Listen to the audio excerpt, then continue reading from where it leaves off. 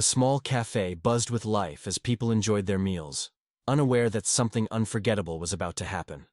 Walter Harris, an 89-year-old man, walked in slowly, his frail hands gripping his cane for support. His clothes were clean but worn, a reflection of the modest life he had lived. Welcome back to my channel. If you love emotional and powerful stories, do not forget to subscribe for more. He approached the counter with quiet dignity, his kind eyes scanning the menu before looking at the young cashier. "Excuse me, miss," he said in a gentle voice. "May I have a simple sandwich? Just bread, butter, and a slice of ham?" The cashier barely looked at him. She sighed dramatically. "Sir, we do not serve simple sandwiches. You have to order from the menu." Walter hesitated, glancing at the prices. His shaky fingers reached into his pocket, pulling out a few crumpled bills. "I do not have much, but—" Before he could finish, a loud voice interrupted. "If you cannot afford it, then do not waste our time." A well-dressed man at a nearby table sneered, laughing as others joined in. The cashier smirked, tapping her nails impatiently against the counter. "Yes, sir. Maybe this place is not for you." The humiliation hit Walter like a wave. He had seen war, raised a family, worked tirelessly for decades. And now, in the final years of his life, he was being treated like he was nothing. He swallowed the lump in his throat and turned to leave, his heart heavy with shame. But just as he reached the door, a voice rang out, stopping everyone in their tracks. What happened next left the entire cafe in absolute silence. "Wait! That is no way to treat a veteran." The strong, clear voice belonged to a young woman standing near the counter. All eyes turned to her. She had an air of quiet authority, dressed in a simple yet elegant outfit. Her piercing blue eyes were filled with anger as she glared at the cashier and the rude customer who had mocked Walter. She stepped forward and placed a hand on Walter's shoulder. "Sir, you deserve respect. Allow me to buy your meal today." Walter blinked in surprise, his old eyes glistening with unshed tears. "That is very kind of you, miss, but I do not want charity." The woman shook her head firmly.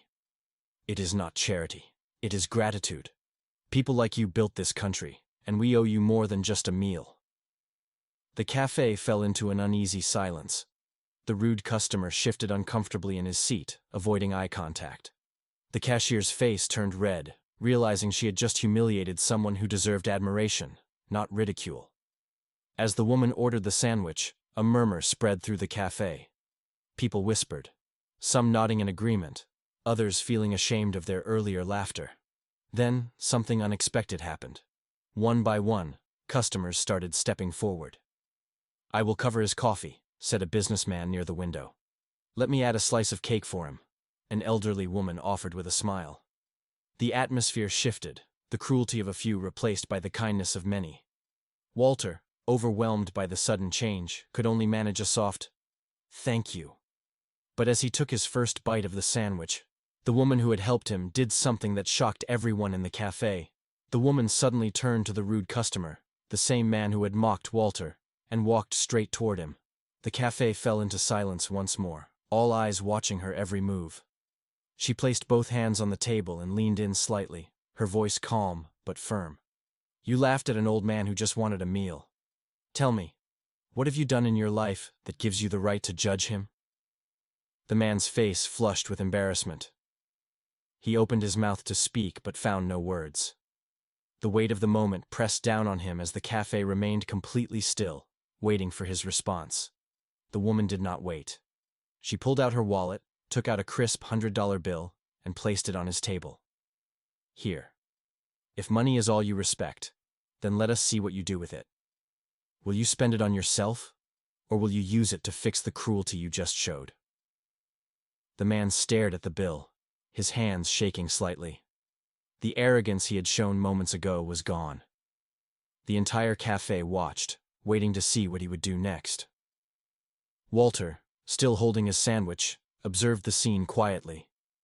He had seen many things in his long life, but this moment, this unexpected act of confrontation and kindness, was unlike anything before. Then, something even more unexpected happened. The man slowly picked up the bill and did something that left the entire cafe speechless. Instead of pocketing the money or throwing it aside in anger, the man stood up. His once arrogant expression was replaced with something different: guilt, shame, and perhaps a hint of redemption. He turned toward Walter, and in a voice barely above a whisper said, "Sir, I am sorry." The café, once filled with murmurs of judgment, now felt like it was holding its breath. The man's hands trembled as he placed the $100 bill in front of Walter. "Please, take this. I should have been kind instead of cruel. I do not deserve to keep this money." Walter looked at the bill, then at the man. A long pause stretched between them before Walter gave a small smile and pushed the money back. "I do not need it, son. But if you truly want to make things right, find someone else who does." The man swallowed hard and nodded, his gaze dropping in reflection. He turned and walked toward the cashier, handing her the bill. "Use this to buy meals for anyone who comes in and cannot afford it." A wave of hushed admiration swept through the café. The same people who had laughed moments ago were now witnessing something rare, a true transformation. The rude man, who had once humiliated an old veteran, had become someone different in just a matter of minutes. And just when everyone thought the story had reached its peak, Walter stood up and revealed something about himself that left the entire café in stunned silence. Walter slowly rose to his feet, his frail body steadying against the cane. The café, still in complete silence, watched him with anticipation. He took a deep breath, his old but wise eyes scanning the room. "You see," he began, his voice carrying a quiet strength, "I was not always just an old man asking for a simple sandwich. Decades ago, I owned one of the biggest restaurant chains in this city. People lined up outside my doors, not just for the food, but for the respect we showed every customer, no matter who they were." A collective gasp rippled through the café. The cashier's face turned pale, her earlier arrogance now replaced with deep regret. Even the man who had mocked him looked completely stunned. Walter chuckled softly. "Life has a way of humbling us all. Success fades, fortunes change, but kindness is what truly lasts." He looked at the cashier, then the rude man. "I have seen the best and worst in people. And today, I saw both." The woman who had stood up for him smiled knowingly. "And today, we also saw something change." Walter nodded. "Maybe. But change is not about today.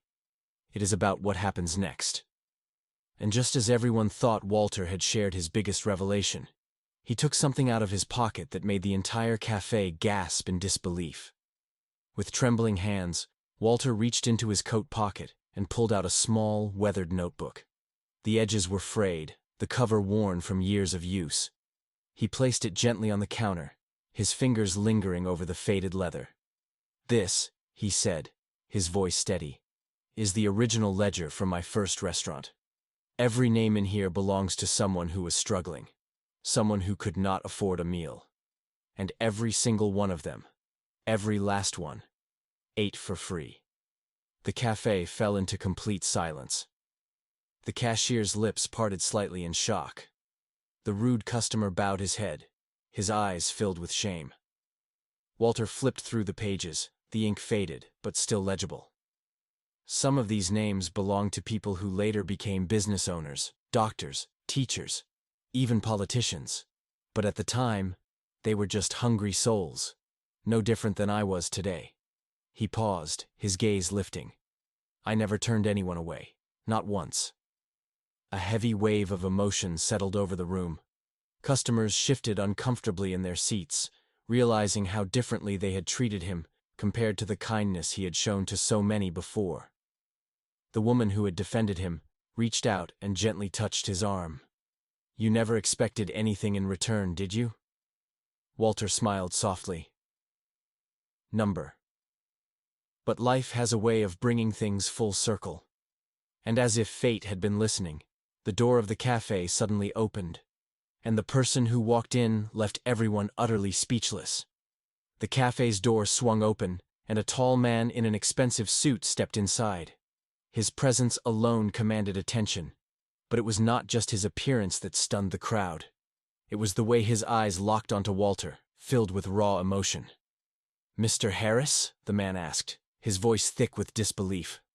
Walter squinted, studying the man's face. There was something familiar about him, but the years had blurred many memories. "Do I know you, son?" The man took a deep breath, his hands clenching at his sides. "You do not remember me, but I remember you." His voice wavered with emotion. 35 years ago, I was just a boy standing outside your restaurant. My mother had lost everything. She had no money to feed me. And you gave us food every single day until she got back on her feet. You saved us." A gasp rippled through the café.